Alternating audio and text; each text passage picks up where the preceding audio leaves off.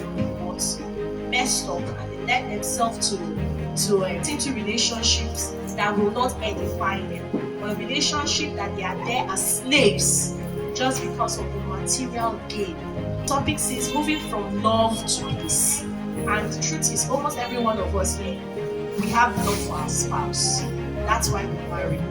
The question that a lot of coaches ask is love enough? Because a lot of things will test you, so much trials and temptation. So at that point in time, you need more than love. It's very important for you to know that peace can only exist in a place of safety. You want to enjoy peace, there is a person you must become. The kind of people that cannot experience peace. Number one, if you're someone who is constantly critical and judgmental on yourself, when you make a mistake, don't forgive. You hold on to it, even to yourself. You begin to call yourself names. Once you're a person who is always criticizing yourself and judging yourself, guess what? That's what you're going to do to your partner. Second kind of person that cannot experience peace are people who never hold themselves accountable. Whenever you are in a conversation with them, it's about how he wronged me, how she wronged me, how they did this, how they did not do this for me.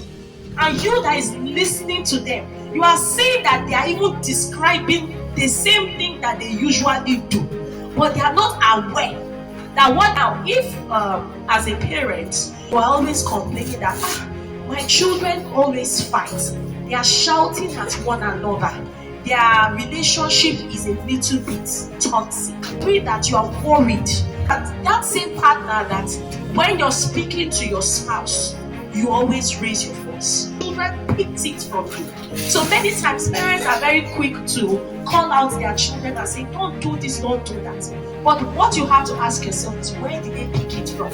Or because you did not see yourself playing parts in how your children have become or how your relationship have become, you will never be reflective. If you don't change, things around you cannot change.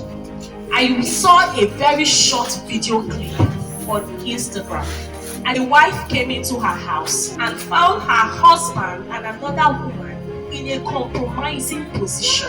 She screams, what is going on here? Immediately he saw her, him and the other woman that were in the compromising situation, they stood up and acted as if they don't know what was happening. His hair dressing up, the other woman's hair dressing up, and his wife was asking, what is going on here? And he just acted like nothing was wrong. And her going back to the room, she checked, am I hallucinating? At that moment of his, gaslighting or psychological emotion, she came out and started to become self-doubt. Like, maybe I did not see what I saw. Maybe it's just me that is making things up. And the next moment she was asking, what should I serve for dinner? And throughout that scenario, she became someone who was constantly doubting herself. Why is that this category of people can never experience peace? It's because they lack honesty. So it is only a person of humility that can experience marital peace. It takes a person who is dead to self. If your ego is still on 100, you cannot enjoy peace. It is okay to acknowledge when you have done wrong and make an intentional commitment to begin to do right. Another reason why this set of people cannot experience peace is that they lack empathy. What is empathy? The ability to feel how other people are feeling. Why Jesus wept was not because Jesus was powerless, not because Jesus could not raise Lazarus from the dead, but he wanted to tell them that I feel you. He wanted that form of bond because these are his friends. He did not just weep for anybody. It was Lazarus. Go and check the Bible. Lazarus was his good friend. So your wife or your husband, they're not ordinary people to you. There are some kind of relationship that you're in. You cannot afford to do it anyhow. It's a kind of relationship whereby there has to be deep humility, sincerity. A person who wants to experience peace with your spouse, You must know that when you feel what your partner is feeling, it doesn't mean you are weak. It only means that you care about how they are feeling and you're trying to identify with them, even if you can help them get out of that problem. I also want to encourage the men in the house. Many times our wives will come to us and tell us things or the challenges that they're experiencing. The next thing we want to do is advice. And it's not as if the advice is not okay. But I tell you for the gospel truth, sometimes a woman just wants you to acknowledge that what she's feeling is real before you even enter into your level, because we always want to solve problems. Men are very logical. They just feel that if you're going through a problem and you're sharing it with me, you want solution. But many of the time, the women are not asking you for solution at that moment. They're just saying, hear me out first. And one of the strategies that you can use if you want to have that kind of intimate conversation with your spouse, whether you are a male or a female, when your partner comes and tells you what he or she experienced at work today, the first thing you should be able to do is reassure them. Maybe it's a hard time. Say, don't worry, this thing shall pass. The second thing is important that as a spouse, you know when your partner just needs comfort.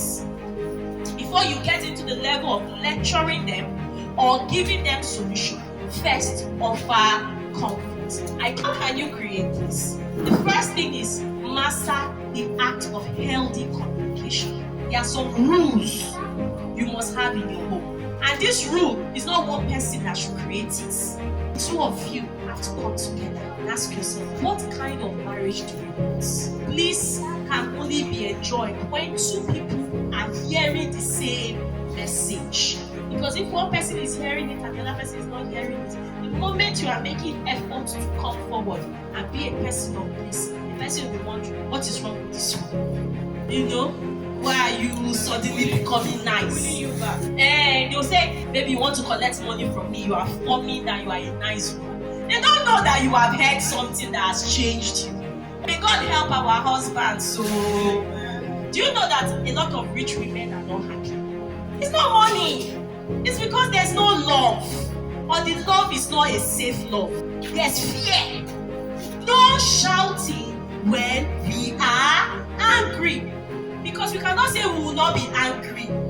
Secondly, you can say no disrespect in the presence of our children and others. You can have that as an agreement. You can also say don't hide your annoyance. When one starts the conversation, the other one should listen to understand. Lastly, to create bliss, you must pray as a couple. That praying alone has a way of breaking a lot of walls and spiritual wickedness in our marriages. So when you hold hands together, you are dismantling spiritual wickedness in your marriage and you are establishing God's kingdom in your marriage. So there's nothing that is too small to pray about. A threefold code cannot be broken. The threefold code is you, your husband, and God. Anything you are doing together will produce a greater result than what you are trying to do alone. And the last but not the least is when you create boundaries. Have a blissful marriage is creating what? Boundaries. There is a level of relationship that must not happen between you and a business client or a business partner. It happens when there's no boundary. Is that you are sending a wrong signal to your partner that there is a competition.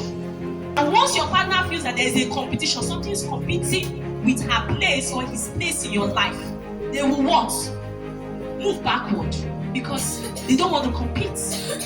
As a married woman, as a married man, you don't have any business making calls into the night with your business partner. It doesn't matter the number or the amount of deals you're closing. Are the things that you must refrain from if you want to enjoy peace. My prayer for us all is that the Lord will give us the wisdom. Amen.